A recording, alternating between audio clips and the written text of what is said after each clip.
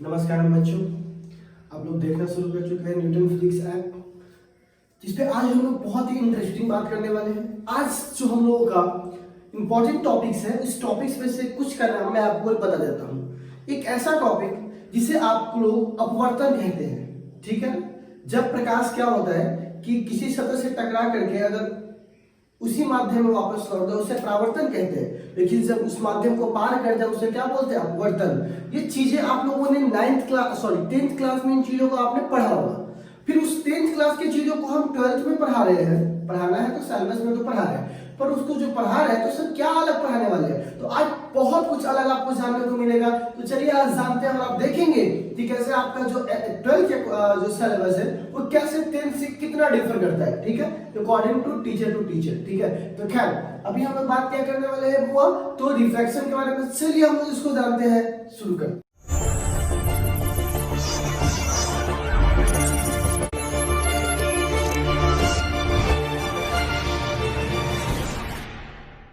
बच्चों क्या है हम लोग बात करने वाले हैं। मान लीजिए कि एक ऐसा सतह है जिसपे लाइट आया, टकराया और चला गया। इस घटना को हम लोग क्या बोलते हैं बुआ? रिफ्लेक्शन। पढ़ चुके हैं हम लोग, क्या बोलते हैं इसको? रिफ्लेक्शन, ठीक है। अब एक दूसरी घटना होती है जिसमें क्या होती है, लाइट आती है और दूसरे माध्यम में चली जाती है। यहां पर क्या था? टकराया तो वापस चला गया। और यहां पर क्या है? टकराया और दूसरे माध्यम में चला गया। तो जब टकरा तो दूसरे माध्यम में गया, इस घटना को हम लोग बोलते हैं रिफ्रैक्शन। क्या बोलते हैं बुआ? रिफ्रैक्शन।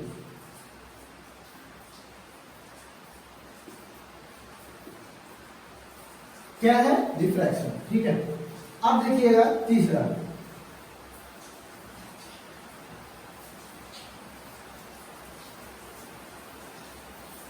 तीसरा में क्या होता है, ये सतह जो है इस पर जो लाइट गिरता है उस सारे लाइट को जो सतह है वो एब्जॉर्ब कर लेता है। क्या कर लेता है? एब्जॉर्ब। इसको बोलते हैं एब्जॉर्प्शन।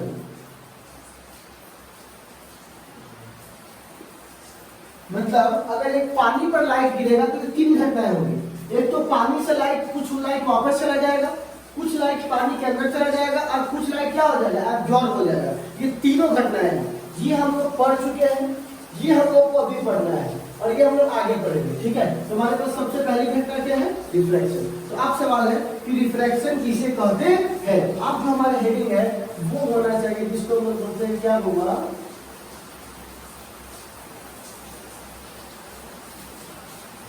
रिफ्रैक्शन। थोड़ा बारिश हो रहा है इसमें तो आवाज आ रहा होगा, ठीक है। तो क्या बोलेंगे बुआ? रिफ्रैक्शन। तो अब सवाल है कि सर ये रिफ्रैक्शन किसे कहते हैं। तो देखिए बुआ, मैं कुछ चीजें आपको बताता हूँ, उसको पहले ध्यान से आप देखिएगा, ध्यान से सुनिए, ठीक है। आप इस पिक्चर को देखिए, देखिए, ठीक। आप इस पिक्चर को देखिए, ठीक है। आपको क्या दिखाई दे रहा है? इस पिक्चर में आपको ये दिखाई दे रहा होगा कि कैसे एक लाइट रे, मतलब कैसे कोई ऑब्जेक्ट मुड़ा हुआ दिखाई देता है। क्या दिखाई देता है? मुड़ा हुआ। आपको पता है कि आप आंख पर वही लाइट देख पाते हैं जो ऑब्जेक्ट से आता है, ठीक है।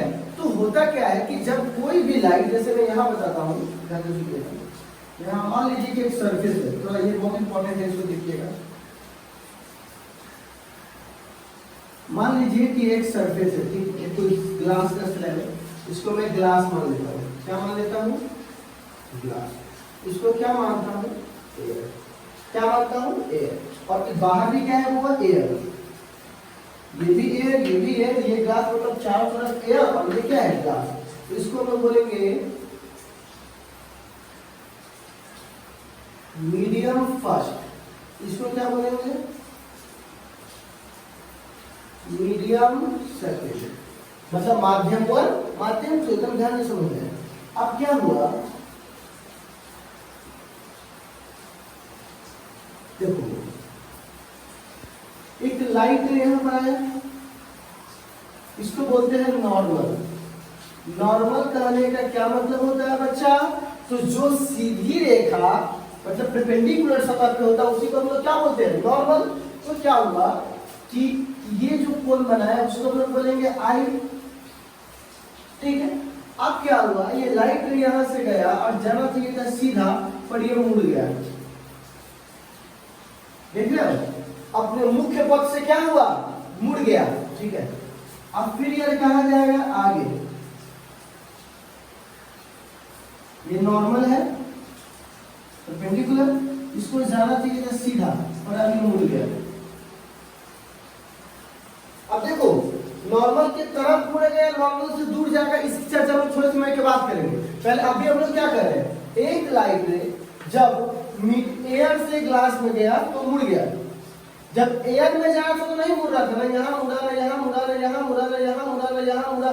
जैसे ही ग्लास में गया वहां क्या हो गया, मुड़ गया। फिर ग्लास में जा रहा है तो ना यहाँ मुड़ा, ग्लास में भी नहीं मुड़ रहा है। ग्लास में जब एक बार चला गया लाइट तो जितना मुड़ा था उसी लाइट पर आगे बढ़ रहा है, लेकिन फिर जैसे ही वो एयर में गया फिर क्या हो गया, मुड़ गया। तो इसका बहुत ही सिंपल सा डेफिनेशन है। तो पूछेगा रिफ्रैक्शन क्या होता है, तो आप कहिएगा कि देखो होगा, जब कोई लाइट एक माध्यम से दूसरे माध्यम में जाए, अगर एक माध्यम से उसी माध्यम में चला गया तो उसको क्या बोलते हैं, रिफ्लेक्शन। लेकिन यहाँ क्या बोलेंगे, जब कोई लाइट रे एक माध्यम से दूसरे माध्यम में गया और वो अपने रास्ते से मुड़ गया, इसी घटना को हम लोग क्या बोलते हैं, अब वो एकदम सिंपल सी बात है। ठीक है ना, जब कोई प्रकाश की किरण एक माध्यम से दूसरे माध्यम में जाती है तो उसके मुड़ जाने की घटना को हम लोग क्या बोलते हैं, रिफ्रैक्शन। यहाँ पे क्या बोलेंगे, इफ लाइट रे passing to one medium to other, then bending of light is called refraction. एकदम सिंपल सा बात है। तो क्या बोलेंगे, if light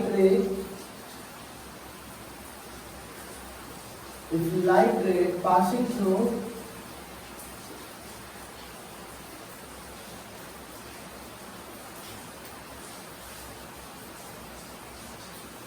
one medium to other, one medium to other, then it bend,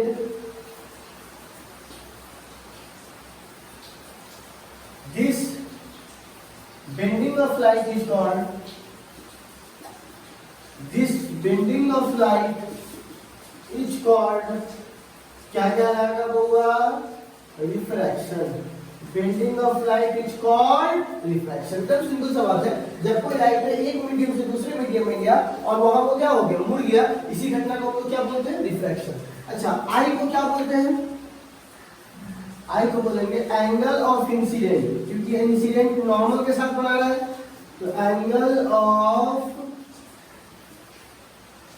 incident. अच्छा, आर इसको बोलेंगे आर, ठीक है, इसको हम लोग क्या बोलेंगे हुआ, इसको बोलेंगे एंगल ऑफ रिफ्रैक्शन, रिफ्लेक्शन नहीं रिफ्रैक्शन, अपवर्तन कोण, ठीक है, एंगल ऑफ रिफ्रैक्शन। ठीक है, अच्छा आप थोड़ा सा और ध्यान दीजिएगा, ठीक है, ये एंगल ऑफ रिफ्रैक्शन हो गया।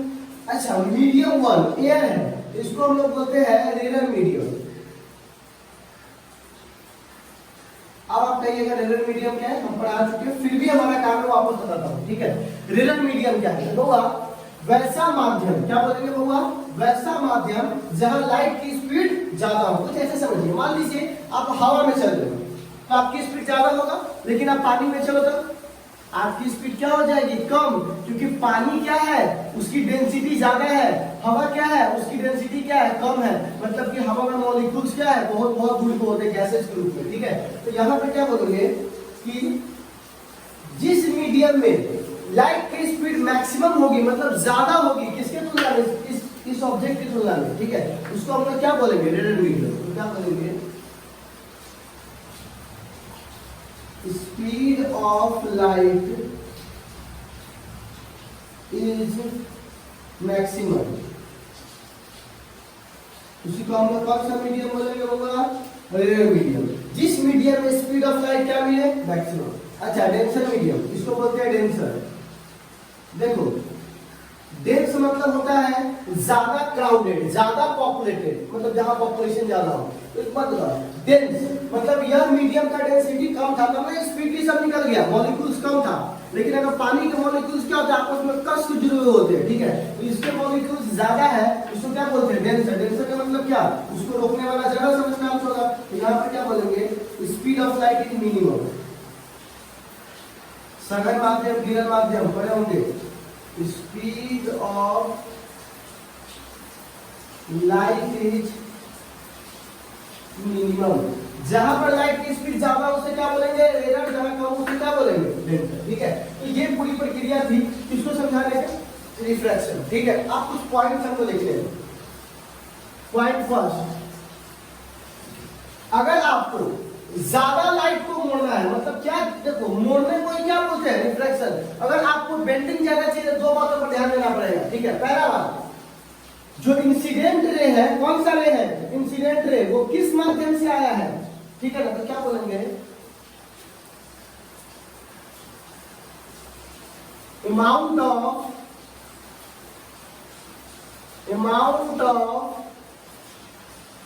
bending of light, amount of bending of light is depend on पहला किस पर, इंसिडेंट पर, सॉरी इंसिडेंट मीडियम पे। तो क्या बोलेंगे, मीडियम ऑफ इंसिडेंट रे। कौन से रे पर, इंसिडेंट रे के मीडियम पे, किस माध्यम से लाइट आया है। और दूसरा किस पर, कौन सा माध्यम, मतलब ऑप्टिकल डेंसिटी क्या है इसकी, कौन सी density, optical density of refracted medium, मतलब यह कितना ज्यादा, मतलब कि ऑप्टिकल मतलब होता है प्रकाश को पास करने वाला, और मीडियम, तो इसकी ऑप्टिकल डेंसिटी क्या है, शीशा ही है। तो क्या सब शीशा के जैसा होता है, कुछ शीशा एकदम व्हाइट होगा, कुछ बहुत ज्यादा डेंस होकर ब्लैक हो जाता है। तो क्या होता है कि इसकी ऑप्टिकल डेंसिटी क्या है, मतलब आया किस माध्यम से और गया किस माध्यम पे, इसी पे कौन डिपेंड करेगा, amount of bending of light, मतलब लाइट कितना बेंड होगा। ठीक है, दूसरा पॉइंट, एक बात बताओ, जब लाइट रे कहां से कहां जाता है, सुनिएगा, तो एक बात बताइएगा, जब लाइट रे रेयर मीडियम से कहां जाता है, डेंसर में, तो किसकी तरफ मुड़ता है, नॉर्मल के तरफ या नॉर्मल से दूर। देखो जाना तो नहीं है ऐसे, पर चला गया नॉर्मल के तरफ, तो नॉर्मल के तरफ ना मुड़ रहा है, किसकी तरफ मुड़ रहा है, नॉर्मल के तरफ। तो क्या बोलेंगे कि यदि लाइट रे रेयर मीडियम से कहां जाता है, डेंसर में, तो किसकी तरफ मुड़ता है, नॉर्मल के तरफ। तो क्या बोलेंगे,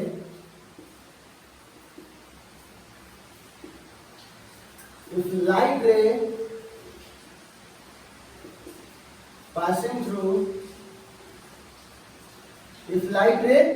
through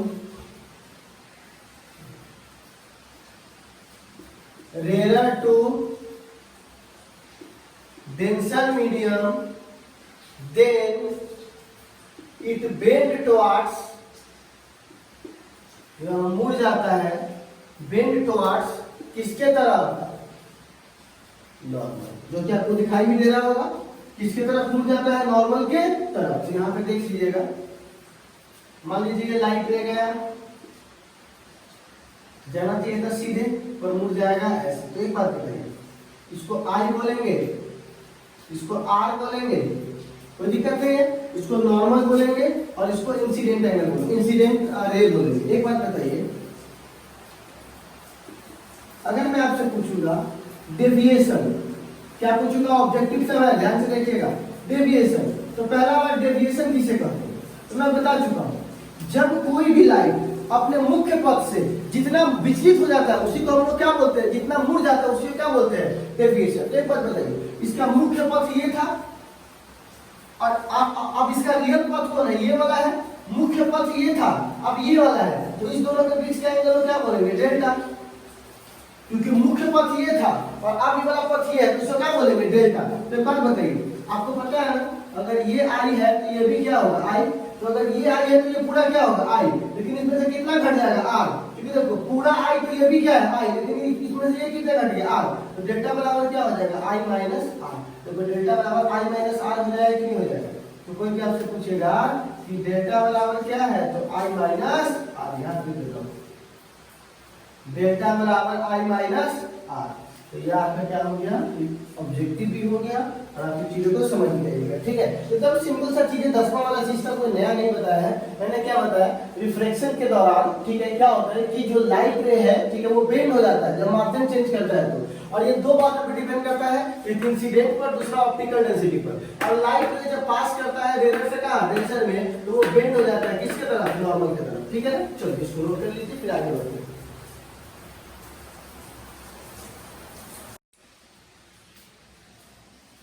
तो रिफ्लेक्शन का जो थर्ड पॉइंट है वो देखिएगा पॉइंट 3।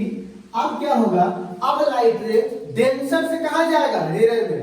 पहले वाले पॉइंट में क्या था, रेयर से कहां जा रहा था, डेंसर में। अब क्या बोलेंगे, इफ लाइट रे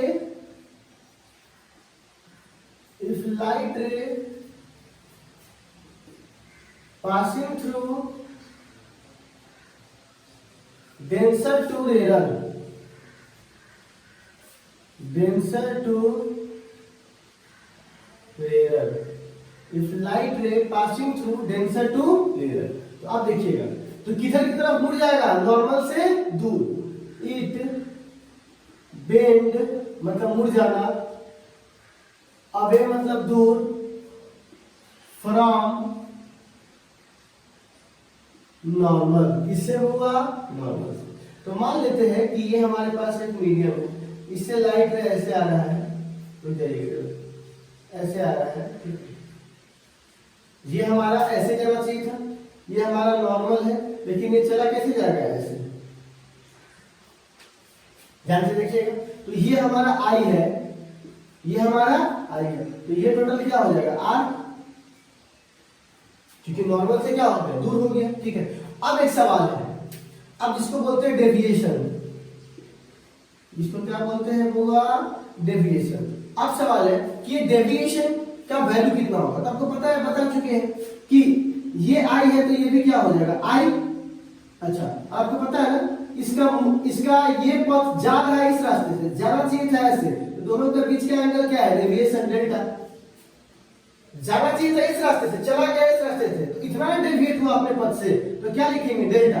ये आर है, ये आई है, ये आई तो ये भी आई, तो ये कितना हो जाएगा, आर माइनस आई। ठीक है, इसे क्या लिखेंगे, आर माइनस आई। ठीक है, तो हमारे पास क्या है, हुआ डेविएशन की वैल्यू निकल गई। अब सवाल है चौथा पॉइंट, देखिएगा, जो मैंने लाइट के लिए लिखा है ना, साउंड के लिए वो सभी क्या हो जाएगा, चेंज हो जाएगा। इस साउंड में अब 11 की चीज है वो, लेकिन आपको थोड़ा सा बता देता हूं कि साउंड, देखो लाइट के लिए जो चीजें अभी है, साउंड के लिए वो सीधे क्या हो जाता है, चेंज। तो जो रेयर होगा वो डेंसर की तरह काम करेगा, जो डेंसर होगा वो रेयर की तरह। किसके लिए, साउंड के लिए। तो क्या बोलेंगे, in sound optical rare it behaves like denser and vice versa, मतलब चेंज भी हो सकता है। ठीक है, तो क्या बोलेंगे बुआ कि जो साउंड है उसमें ये ऑप्टिकल रेयर किसकी तरह बिहेव करता है, डेंसर की तरह, और डेंसर किसकी तरह, रेयर की तरह। कहां है ना, साउंड में। अब बारी है 5वें पॉइंट की। एक बात बताइए, हमने अभी आपको बोला था आप हवा में ज्यादा बड़ा बड़ा स्टेप उठा सकते हैं कि पानी में, हवा में। ठीक है, तो एक बात बताइए, जो प्रकाश आता है वेव ऑप्टिक्स में,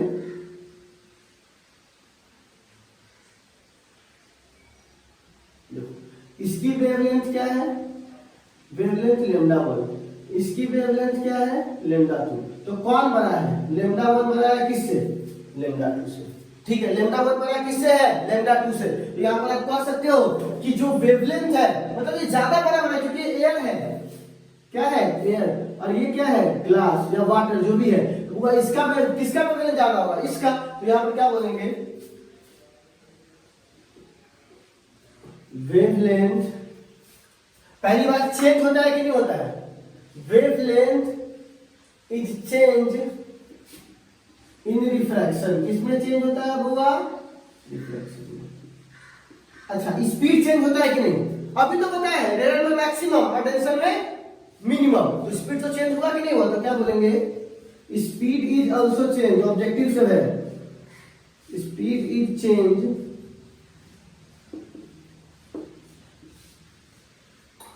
इन refraction.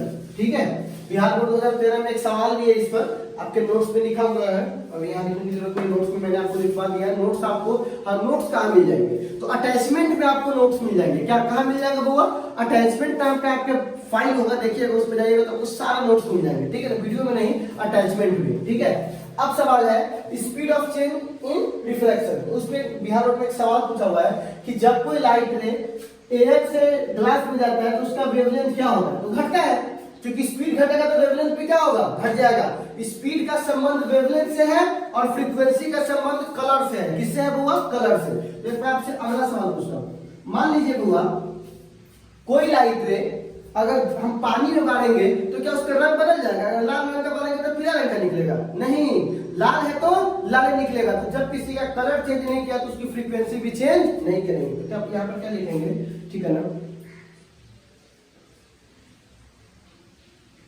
Frequency is constant in refraction. Refraction में क्या कांस्टेंट होता है बच्चा, फ्रीक्वेंसी। ठीक है, तो आप यहाँ पे देख चुके हो कि क्या क्या चीज मैंने आपको बताया है कि वेवलेंथ चेंज हो जाएगा, ठीक है ना, स्पीड क्या हो जाएगा, चेंज हो जाएगा, लेकिन फ्रीक्वेंसी चेंज नहीं होने वाला। ठीक है, तो ये हमने कुछ पॉइंट्स आपको बताए थे, आई होप कि आपने पॉइंट्स को लिखे होंगे। ठीक है, इस पूरे पॉइंट्स को लिख लीजिए। फिर अब आते हैं हम लोग एक बहुत इंपॉर्टेंट टॉपिक पर, परावर्तन के नियम। जिस तरह से पढ़े थे उस तरह से हम लोग पढ़ने वाले हैं अपवर्तन के नियम। ठीक है, इसको लिखिए।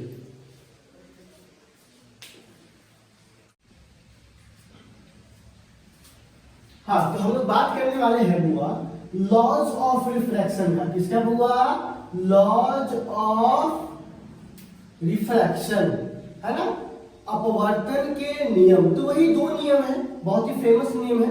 सबसे पहला नियम यानी लॉ फर्स्ट, ठीक है ना बुआ, लॉ फर्स्ट। देखिए एकदम सिंपल सा लॉ है, देखिए आप लोग बचपन में पढ़े होंगे। जब कोई लाइट रे ऐसे गया, ठीक है, तो ये इंसिडेंट है, ये आपका क्या है, नॉर्मल। ध्यान से देखिएगा, ये तो 3D पिक्चर है, ऐसे है लाइट, ऐसे है नॉर्मल। है तो सब वर्टिकल में ही कि हॉरिजॉन्टल में है, ये हॉरिजॉन्टल ये वर्टिकल है, तो वर्टिकल में ही, और रिफ्लेक्शन भी ऐसे ही होगा। ठीक है, तो अब देखिएगा,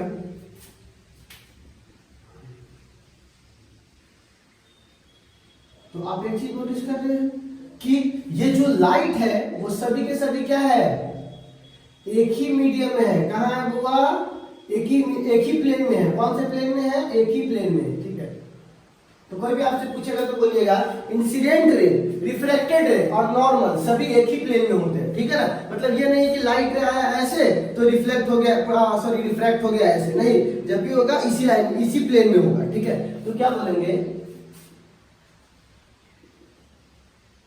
incident ray, normal and refracted रे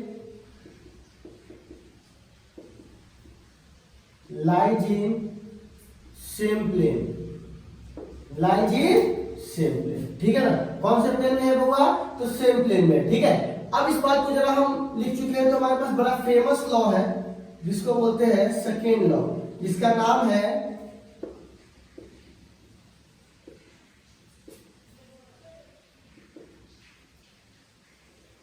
स्नेल्स लॉ। कौन सा लॉ हुआ, स्नेल्स लॉ। तो हमारे पास जो हमारे पास जो टर्म है उसको हम लोग किससे दिखाना चाहते हैं, स्नेल्स लॉ से। तो अब सवाल है कि सर स्नेल्स लॉ क्या होता है, भाई ये कहने की जरूरत है आपको, कहने की जरूरत है, बच्चा बच्चा जानता है। ठीक है, साइन आई बट्टा साइन आर बराबर म्यू, बच्चा बच्चा जानता है। 10th क्लास में पढ़े कितना फर्क बनाए होंगे, लेकिन फिर वही तो बात है कि इंटर में और फिर 10th में क्या फर्क रह जाएगा, फर्क है। देखो बच्चों क्या हुआ, स्नेल साहब में क्या हुआ कि एक सिनेरियो बनाया। क्या सिनेरियो बनाया कि जब कोई, मान लीजिए कोई पानी है, ठीक है, मैं पानी को लेता हूं, तो उन्होंने क्या देखा कि अगर मैं इंसिडेंट एंगल मतलब आई का मान अगर मैं मान लीजिए 10 डिग्री रखता हूं तो मेरे लिए आर का मान आया 5। ठीक है, अगर मैं आई का मान रखता हूँ 20, ठीक है ना, अगर मैं सपोज के सिनेरियो बनाता हूँ कि आई का मान रखा 10, ठीक है, क्योंकि आई वेक्टर आर है, साइन है, तो इसका मान कितना आ रहा है 5, ठीक है। फिर देखिएगा अब क्या हुआ, इसका मान रखा हमने 4, तो इसका मान आया 2, इसका मान हमने रखा 6, तो इसका मान आया 3। संख्या सभी अलग अलग है, लेकिन जब सबको काटिएगा तो आंसर क्या आएगा, देख रहे, मतलब कि 2 ये हो सकता है, कुछ भी संख्या हो सकता है। तो मैंने एक बात बताया, तो उन्होंने क्या देखा, अगर i का मान अगर मैं कुछ रखता हूँ और r का मान रखता हूँ, दोनों के साइन के साथ रख देता हूँ, तो इस सबका मान क्या आ रहा है, किसी भी कोण पर दोनों का रेशियो क्या आएगा, हमेशा कांस्टेंट आएगा। देखो मान कुछ भी है, लेकिन दोनों का रेशियो हमेशा क्या आ रहा है, कांस्टेंट। ये किसके लिए था, वाटर के लिए। अगर मान लीजिए ग्लास के लिए उन्होंने चेक किया, तो sine i vector sine r उन्होंने क्या देखा कि पहले कॉन्सेप्ट समझिए, तो साइन आई का मान लीजिए 20 रखा, या ऐसे रखता है 10, तो इसका मान आया था, मान लीजिए इसका मान रखता है 4, तो मान लीजिए इसका मान रखा हुआ है 4 रखते हैं, तो इसका मान आया है 1। अच्छा, इसका मान रख दिया मान लीजिए 16,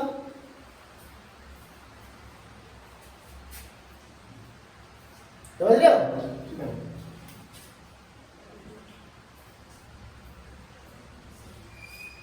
देखो मान अलग अलग आ रहा है, लेकिन सब को काटिएगा तो आंसर कितना आएगा,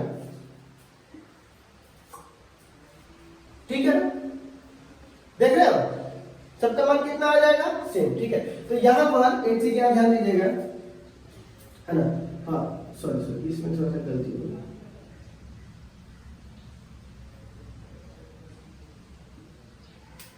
ठीक है ना। तो अब यहां पर आप एक चीज नोटिस कीजिएगा, तो इस स्नेल साहब ने क्या देखा, अरे वाटर के लिए इस दोनों का रेशियो सेम आ रहा है, ग्लास के लिए इस दोनों का रेशियो हमेशा सेम आ रहा है। देखो वाटर और ग्लास के लिए अलग अलग आ रहा है, लेकिन अगर मैं मीडियम चेंज मटेरियल चेंज ना करूं, तो इसका मान क्या आया सबके लिए सेम, इसका मान सबके लिए क्या है सेम। तो एक बात बताइए, कोई भी आपसे पूछेगा स्नेल्स लॉ क्या आइडिया देता है, तो कहिएगा स्नेल्स लॉ ये आइडिया देता है कि कौन सा मटेरियल कितना लाइट को बेंड कर सकता है।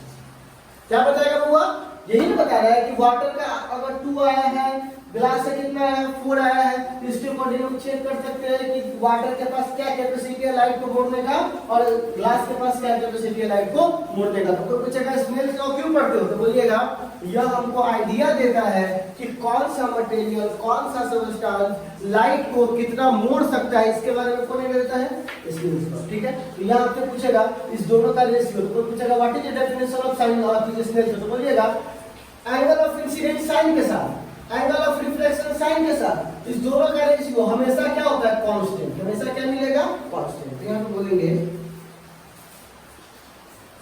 The ratio of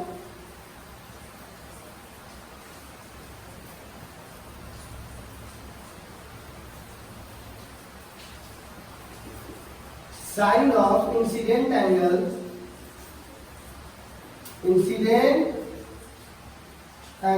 to the sine of refracted angle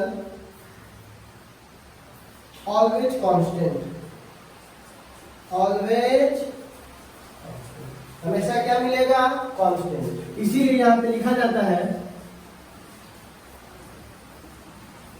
क्या लिखेंगे, अच्छा, तो इस कांस्टेंट का कुछ नाम भी होगा, तो इस कांस्टेंट को हम लोग बोलते हैं म्यू। क्या बोलते हैं, म्यू। अपने से एक नाम रख दिए, अपने से क्या कर दिए, एक नाम रख दिए, इसको हम लोग क्या बोलते हैं, म्यू। अब सवाल है कि म्यू क्या है, ठीक है, जरा देखिएगा ध्यान से।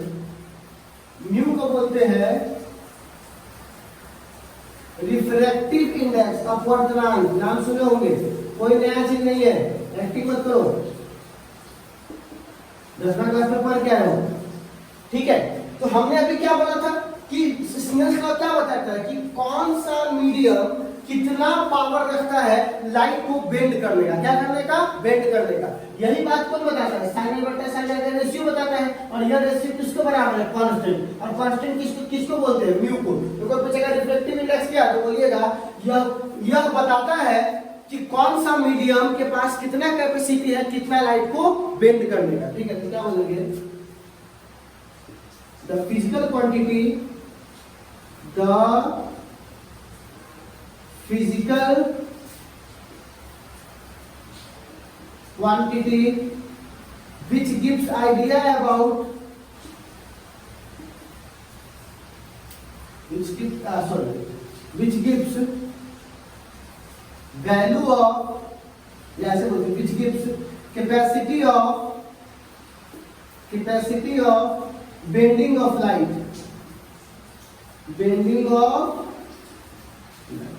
जो हमको आइडिया देता है क्या करने का, लाइट को बेंड कितना करेगा उसका आइडिया देता है। बात बताइए, इसका एक और फॉर्मूला है, ठीक है ना, क्या फॉर्मूला है इसका, तो बोलिएगा लाइट के स्पीड को मीडियम की स्पीड से डिवाइड कीजिएगा। क्योंकि देखिए लाइट की स्पीड निर्वात में कितनी होती है, 3 × 10 के पावर, सबको पता है 8, लेकिन शीशा में कितना होगा, तो पक्की बात है वहां से कम जाएगा, रेयर से डेंसर में कम होता है, तो उस माध्यम के स्पीड से लाइट की स्पीड के निर्वात में भाग दीजिएगा, तो उसको क्या बोलते हैं, उसको ही बोलते हैं रिफ्रैक्टिव इंडेक्स। ठीक है ना, खैर उसकी चर्चा हम लोग बाद में करेंगे।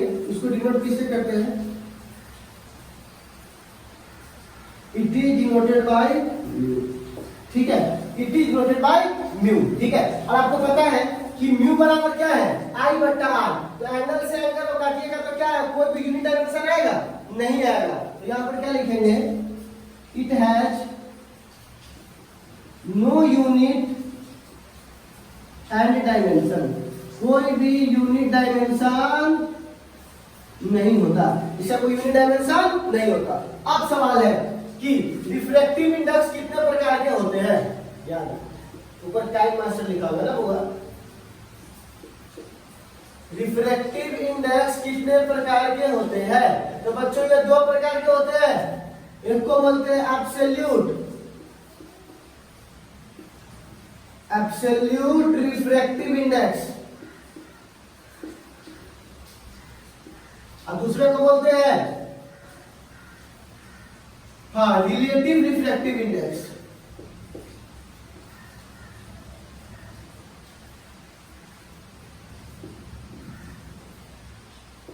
ठीक है, absolute refractive index, relative refractive index. एक बार आप इसको नोट कीजिए, फिर हम लोग इसको चालू करते हैं एब्सोल्यूट को। ठीक है,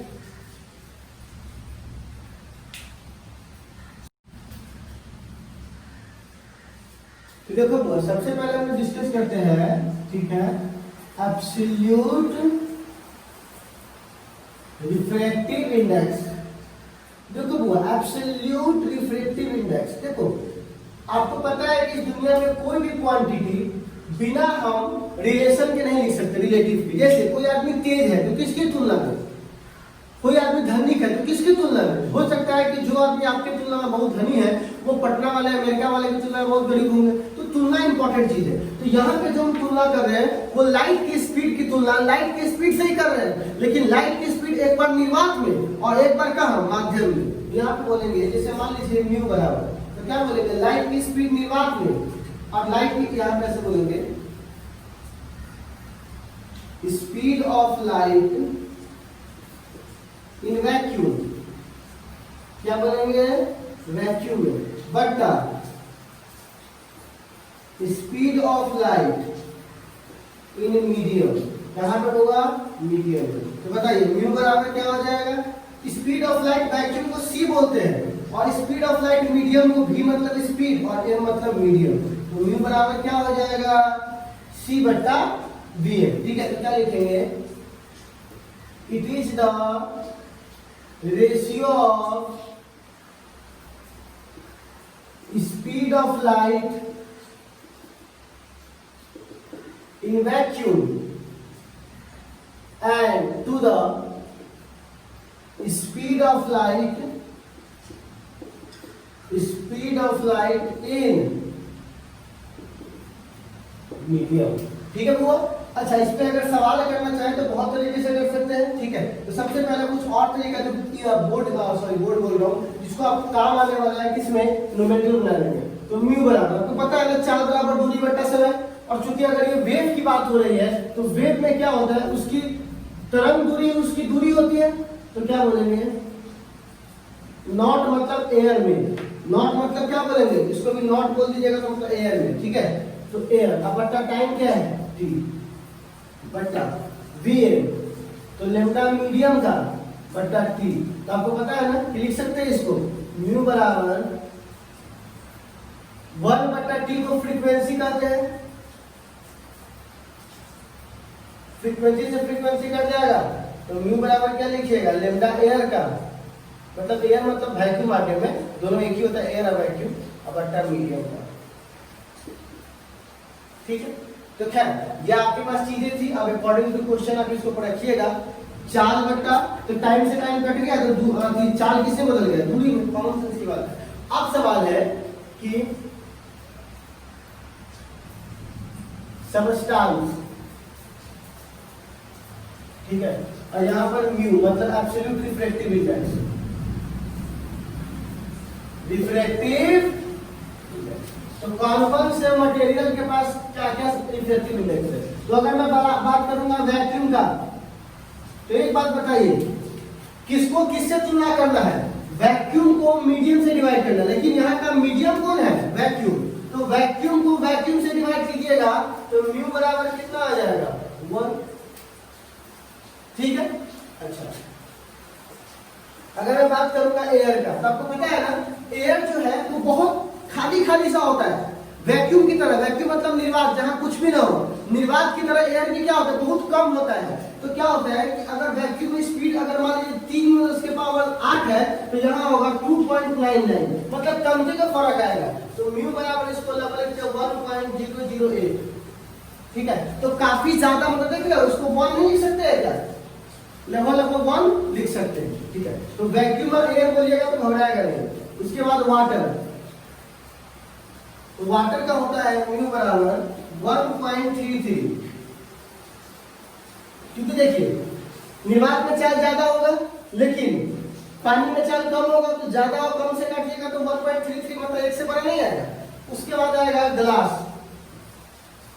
तो ग्लास का अबाउट मतलब एकदम नियर म्यू बराबर 1.5 होता है, क्योंकि आपको पता है ग्लास अलग अलग तरीके का होता है, तो वो उसका अति भी क्या हो सकता है अलग अलग तरीके का हो सकता है, लेकिन यहाँ पर क्या लिखते हैं लगभग क्या लिखते हैं उसको ना पास। फिर आता है डायमंड, इसका होता है 2.147, ठीक है डायमंड का। तो आप समझ सकते हो कि सबके म्यू का वैल्यू कितना है, वैक्यूम का, एयर का, वाटर का, ग्लास का, डायमंड का, ठीक है। एक बार इसको नोट कर लीजिए।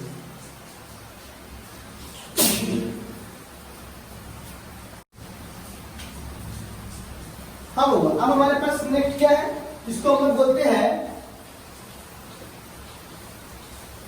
रिलेटिव रिफ्रैक्टिव इंडेक्स, ठीक है।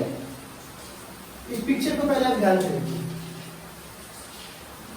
देखिए, इसमें सबका उड़ाव अलग अलग है।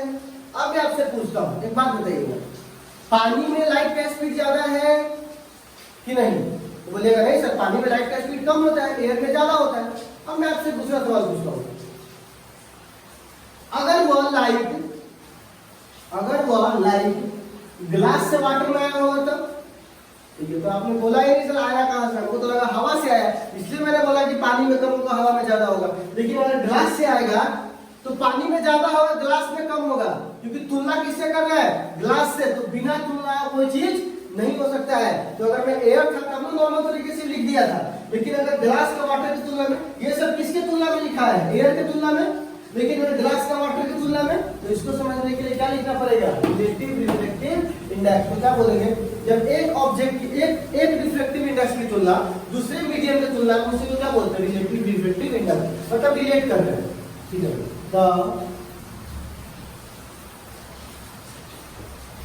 Refractive index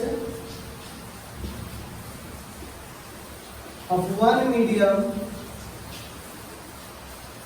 with respect to other, ठीक है।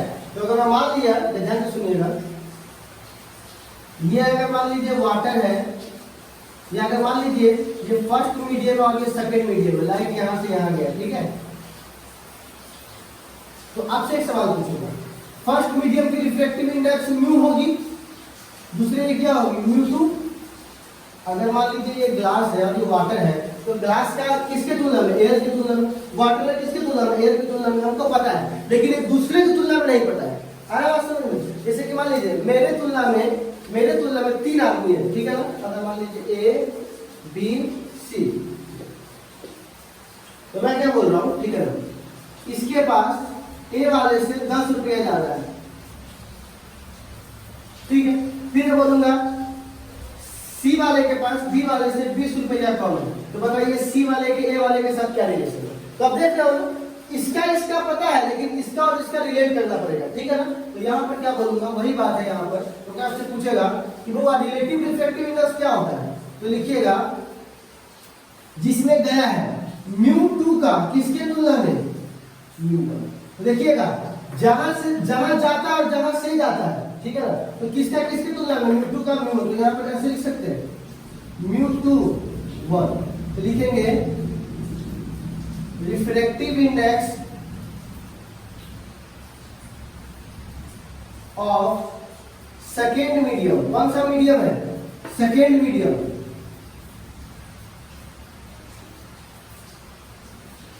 विथ रिस्पेक्ट टू फर्स्ट, ठीक है। Refractive index of second medium with respect to first, ऐसा लिखा हुआ तो समझ जाइएगा। मान लीजिए यहां लिखा हुआ है ग्लास ऑफ वाटर, तो क्या लिखिएगा म्यू, नीचे वाला ऊपर, तो ग्लास मतलब जिसमें गया हुआ है, और किससे गया हुआ है, वाटर से। देखिए ना, सेकेंड फर्स्ट, तो सेकेंड वाला नीचे, फर्स्ट वाला ऊपर, सेकेंड वाला ऊपर, फर्स्ट वाला नीचे। तो क्या लिखेंगे ग्लास वाटर, नीचे जिससे में जा रहा है वो ऊपर, जिससे जा रहा है वो नीचे, उसे क्या लिखेंगे refractive index of glass with respect to water, refractive index of glass with respect to water. और इसका मान निकालना होगा तो क्या कीजिएगा, ग्लास का कितना दिया हुआ है 1.5, वाटर का कितना दिया हुआ है 1.3, खट से काट के निकाल लीजिएगा, ठीक है हुआ। तो ये हमारे पास क्या था, रिफ्रैक्टिव इंडेक्स को पढ़ने का तरीका। तो अब मैं इसको यहां बैठा देता हूं, ठीक है। आई होप कुछ एग्जांपल से आप अच्छे से समझ जाओगे। जैसे कि मैं आपसे पूछूंगा, एक लाइट है, ठीक है, वो जा रहा है डायमंड से, कहा जा रहा है डायमंड से ग्लास में, तो क्या लिखिएगा refractive index of glass with respect to diamond. क्यों, क्योंकि जा किसका है ग्लास में, किसके तुलना से, डायमंड के तुलना से। तो क्या लिखिएगा वो है इसका रिफ्रैक्ट, नीचे वाला यहाँ पर ग्लास डायमंड, मान कितना होता है, ग्लास का 0.5, डायमंड का 0.7, कट जाएगा, ठीक है। अब एक बात बताइए, अगर मैं ऐसा लिखता हूं, ठीक है, अब क्या हुआ, उल्टा लाइट जा रहा है, अब लाइट ऐसे जा रहा है, ये ग्लास है और यही डायमंड है, तो क्या लिखिएगा refractive index of diamond with respect to glass. अब उल्टा हो गया, ठीक है ना, क्योंकि पहले ग्लास था, पहले डायमंड, अब ग्लास है, ग्लास है डायमंड, ठीक है। यहाँ पर क्या हो जाएगा refractive index of diamond with respect to glass. तो बताओ डायमंड का 2.147, 1.5, तो 1 से क्या आएगा बड़ा, और ये 1 से क्या आएगा छोटा। समझ रहे हो ना लिखने का तरीका। एक बात बताइए, 1 से छोटा आया, इसका कुछ मायने होगा जो मैं अभी निकालूंगा, इसको पॉइंट आप इसको स्टार बना लीजिए, इसको भी स्टार बना लीजिए, बड़ा इंपॉर्टेंट पॉइंट है, ठीक है, और बड़ा न्यूमेरिकल में काम आएगा। लेकिन अभी मैं इसको छोड़ देता हूँ, थोड़ा सा यहाँ ध्यान देता हूँ। मैंने अभी पढ़ा था साइन आई बट्टा साइन आर बराबर म्यू। म्यू मतलब क्या, वहां एयर के तुलना में था तो एयर लिखते थे, लेकिन यहाँ एयर तो नहीं है, यहाँ क्या है म्यू टू बट्टा, लाइट कहां से कहां गया, तो लाइट म्यू टू में गया, किसके तुलना में, म्यू वन की तुलना में, तो इसको लिख सकते हैं। अच्छा, म्यू बराबर अभी आपको पढ़ाया था प्रकाश की चाल बट्टा वेलोसिटी, लेकिन वेलोसिटी कौन से माध्यम में, सेकेंड माध्यम में, अभी पढ़ाया था म्यू बराबर, ठीक है। अच्छा, म्यू वन के लिए प्रकाश की चाल बट्टा वन है, तो प्रकाश की चाल से प्रकाश की चाल अनिवार्य में खत्म हो गया, यहाँ क्या निकलेगा v1 बट्टा v2। तो कोई पूछेगा म्यू2 बट्टा v1 बराबर क्या होगा, तो v1 बट्टा v2, क्योंकि μ2 के लिए c बट्टा v2, μ1 के लिए c बट्टा v1 पढ़ा चुके हैं म्यू के लिए अभी, ठीक है। अच्छा, प्रकाश की चाल के बाद यहाँ पर चाल बराबर क्या होता है, दूरी बट्टा समय, दूरी को λ1 लिख दे और समय को t लिख दे। अच्छा, λ2 बट्टा t, आपको पता है टाइम, तो यहाँ लिख सकते हैं λ1 गुने फ्रीक्वेंसी, क्योंकि 1 बटा t को फ्रीक्वेंसी बोलते हैं, λ2 गुने फ्रीक्वेंसी, फ्रीक्वेंसी से फ्रीक्वेंसी कट जाएगी क्योंकि फ्रीक्वेंसी कांस्टेंट होता है, यहाँ पर क्या आ जाएगा λ1 बटा λ2। तो एकदम सीधा सीधा शब्दों में ऐसे लिख सकते हैं, sin i बट्टा sin r बराबर μ2 बट्टा μ1 बराबर v1 बट्टा v2 बराबर λ1 बट्टा λ2। कितना न्यूमेरिकल इससे बन जाएगा आपका, ठीक है। तो आप एक चीज यहाँ नोटिस करते रहो, अगर आपका याद रखिएगा इसका मान 1 से कम आया है, इसका क्या मतलब हुआ कि μ2 बट्टा μ1 अगर 1 से कम आया, इसका मतलब हुआ μ2 से बड़ा कौन होगा, μ1, μ2 से बड़ा कौन होगा, μ1। ये सब एग्जाम्पल में पूछता है, सवाल आपको मैं डीएनए में दूंगा, आपको बताऊंगा कितना सारा सवाल है इस पर। μ2 से बड़ा कौन है, μ1। अब एक बात बताओ, आपको पता है ना sin i बट्टा sin r बराबर μ2 बट्टा μ1 होता है ना। लेकिन μ2 बट्टा μ1 का मान तो कितना है, 1 से कम, तो उसको लिख सकते हैं sin i बट्टा sin r 1 से क्या है, छोटा, तो आप यहाँ पे लिख सकते हैं sin i से बड़ा कौन है, sin r, मतलब i से बड़ा कौन है, r। ये सब ऑब्जेक्टिव है भाई, क्या समझ रहे हो तुम, बच्चा वाला चीज है, तो ध्यान से देखिएगा इसको। तो मैंने क्या बोला, अगर इस दोनों का रेशियो 1 से कम आया है, इसका क्या मतलब हुआ, लेस देन 1 आया है, मतलब μ2 से बड़ा कौन होगा, μ1। ऊपर वाला माध्यम ज्यादा बड़ा होगा, नीचे वाला माध्यम क्या होगा, कम होगा, मतलब कि सेकेंड डेंसर से रेयर में जा रहा होगा, डेंसर से रेयर में, ठीक है। आप देखोगे sin i बट्टा sin r बराबर 3 होता है और इसका मान कितना है, 1 से छोटा, मतलब इंसिडेंट से ज्यादा कौन होगा, रिफ्रैक्टेड। और सही भी तो है, देखो ना कि जब रेयर से डेंसर में नॉर्मल से दूर, तो मतलब r का मान बढ़ जाता है। यही सेम केस यहाँ अपनाएंगे, ठीक है। अब इस वाले के लिए इसका बॉक्स है, ठीक है, एक इसका बॉक्स था, अब इसके बॉक्स में देखिएगा, ठीक है। इसके बॉक्स में क्या होगा, μ2 बट्टा μ1 1 से क्या है, बड़ा। एक बात बताइए, μ2 बड़ा हो जाएगा किससे, μ1 से, मतलब डेंसर मीडियम ज्यादा बड़ा होगा और डेंसर नीचे वाला होगा, रेयर क्या होगा, ऊपर वाला होगा। अब सवाल है sin i बट्टा sin r ग्रेटर देन 1, इसका मतलब होता है कि sin i ज्यादा बड़ा है किससे, sin r से, मतलब i बड़ा है किससे, r से। तो यहाँ इंसिडेंट ज्यादा बड़ा किससे होगा, r से। ये सारा टॉपिक है ना न्यूमेरिकल में दिया हुआ है, ठीक है। तो अगर आपको केवल यहाँ पर पास करना है तो स्टूडेंट्स लोग पढ़ लो, आगे बढ़ जाओ। अगर आपको लगता है कि हमारा मूवमेंट किसकी तरफ है, नीट या मेंस की तरफ है, तो इन सब चीजों को भी आपको ध्यान में रखना है, ठीक है। तो आई होप कि आपको ये समझ में आया होगा, इसके अप्लाई करके न्यूमेरिकल्स को बनाने हैं। कुछ और टर्म्स है जो आपको पढ़ा है, पहले इसको नोट कीजिए।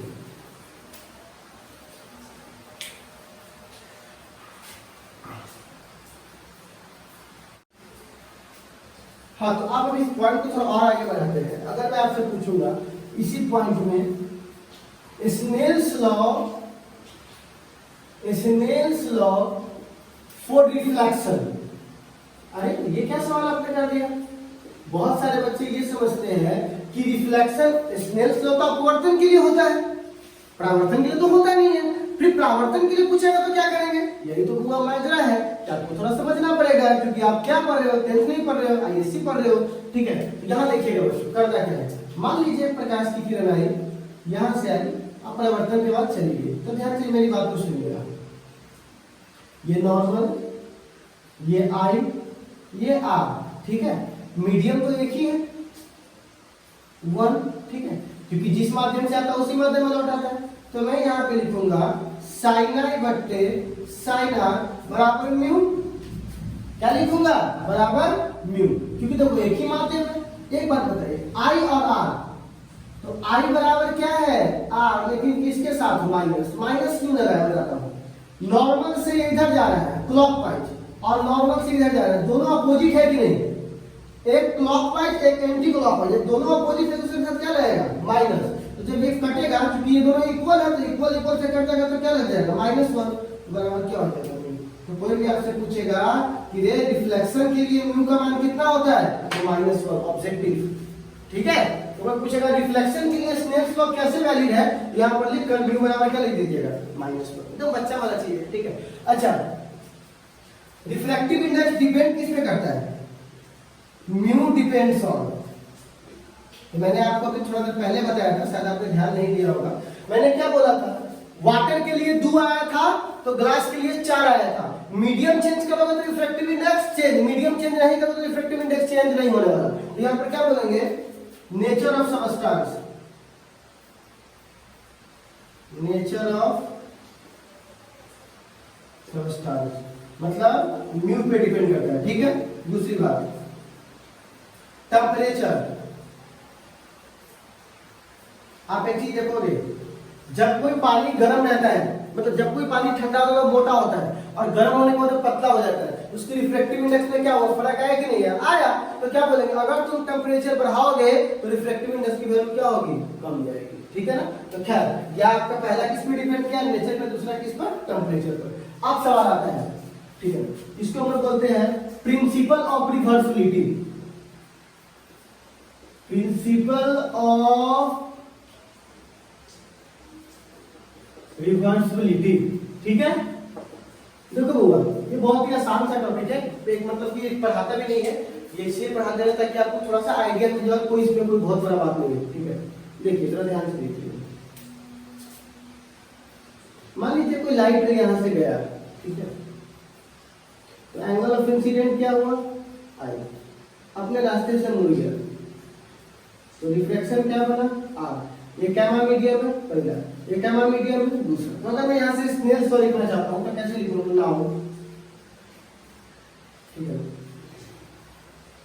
साइन आई बट्टा साइन आर बराबर दूसरे में गया है किसके तुलना में, पहले की तुलना में, उसको लिख सकते हैं μ2 बच्चा वाला चीज है। ठीक है, अच्छा यहां पे मैं मिरर लगा दूंगा, अब क्या होगा, मिरर से टकराएगा और टकरा के वापस जाएगा। ठीक है, टकरा कर क्या होगा, वापस जाएगा सेम रास्ते पर। ठीक है, तो एक बात बताइए, आप बोलेंगे एंड आफ्टर रीट्रैक मतलब वापस अपने रास्ते पर, रीट्रैक, री मतलब पुनः, ट्रैक मतलब अपने रास्ते पर। ठीक है, तो अब एक बात बताइए, जो जाता है उसे आपतन, जहां से जाता है उसे अपवर्तन, तो अब इसके लिए जाने वाला इंसिडेंट एंगल कौन है, आर। जो आता है उसी को, तो आई और आर से कोई मतलब नहीं है, आई और आर का नाम है, उनका नाम है, मेन चीज क्या है, आपतन कौन कौन है, तो अब इसके लिए आपतन कौन हो जाएगा, आर, और अपवर्तन कौन हो जाएगा, आई। अब उल्टा हो जाएगा, तो यहाँ पर क्या लिखेंगे, साइन आर बटा साइन आई, क्योंकि अब जब वापस जा रहा तो आपतन कौन ये और अपवर्तन कौन ये। अच्छा किस में जा रहा है, μ1 में, किससे जा रहा है, μ2 से, लिख सकते हैं μ1 बटा μ2, क्योंकि जिसमें जा रहा है वो और जिससे जा रहा है वो सब उल्टा हो गया।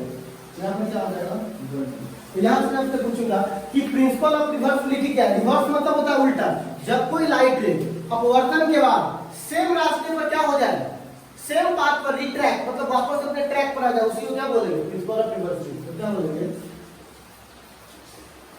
द लाइट रे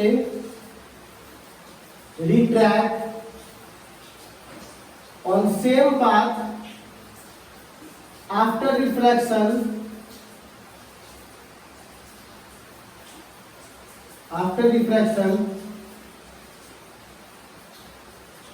then it reflection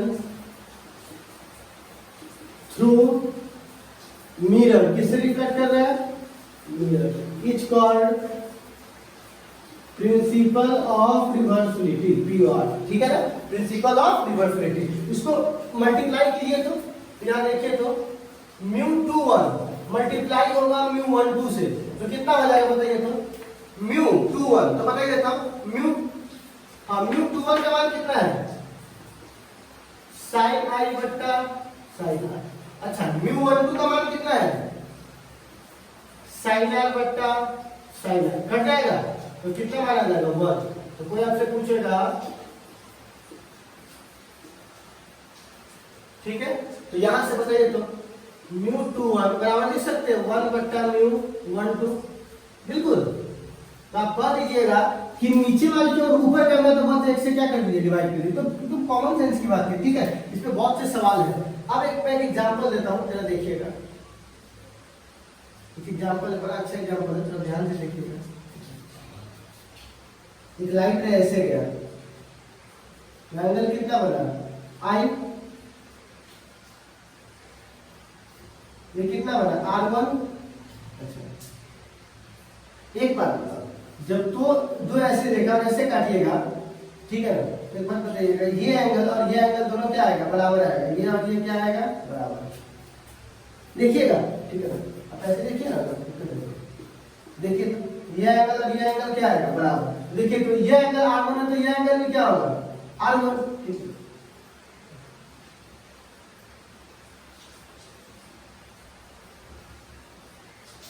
एक बात बताओ जरा ध्यान से, ये कितना है, मान लीजिए R2, तो ये भी कितना होगा R2, और इसको कितना मान लेते हैं I या E मान लेते हैं, क्या मान लेते हैं E।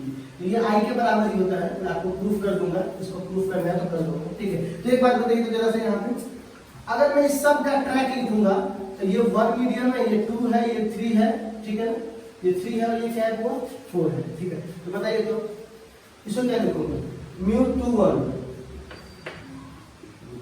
म्यू 32 म्यू 43 बराबर।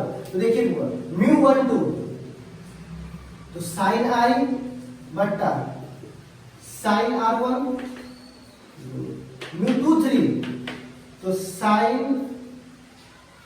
R2 बट्टा साइन R1। अब यहां से क्या हो जाएगा, ये वाला तो साइन R, यहाँ पे साइन R1 होगा, sorry sine R1 sign R2, ठीक है। और यहाँ से क्या होगा, साइन R2 और साइन I। देखो ना, ये वाला है तो आपतन परावर्तन, आपतन परावर्तन, अपवर्तन, आपतन अपवर्तन, आपतन अपवर्तन, आपतन अपवर्तन, आपतन अपवर्तन, बराबर। काटिए तो कितना आ जाएगा, सब कट जाएगा, तो सीधे क्या आ जाएगा 1। एक बात याद रखिएगा, एक दूसरे को अगर आप मल्टीप्लाई कीजिएगा तो ये सबका मान कितना आ जाएगा 1, ठीक है। इसी बात को हमको दर्शाना था कि अगर एक देखो तो ज्योमेट्री है, ये इसके बराबर, ये इसके बराबर, तो हर एक आपतन अगले के अपवर्तन के बराबर है। तो जब काटिएगा तो सब मान तो कट छट्टे वो नहीं आने वाला, ठीक है। तो इसी बात को हम आपको समझाना चाह रहे थे डिफ्रैक्शन के थ्रू। जितने भी पॉइंट थे सारे पॉइंट को एक बार ध्यान से समझिए, और ध्यान से समझने के बाद एक क्वेश्चन है टेलीग्राम में, जिस टेलीग्राम में आपको वो क्वेश्चन मिल जाएंगे और इस सारे में प्रैक्टिस वाले, ठीक है। तो जो बच्चे भी कंटिन्यूअस क्लास कर रहे थे वो आज यहाँ तक पहुंच गए, कल से सारे की क्लासेस क्या होगी, कंटिन्यू होगी, ठीक है ना। तो बस आज के लिए इतना ही, फिर मिलते हैं कल।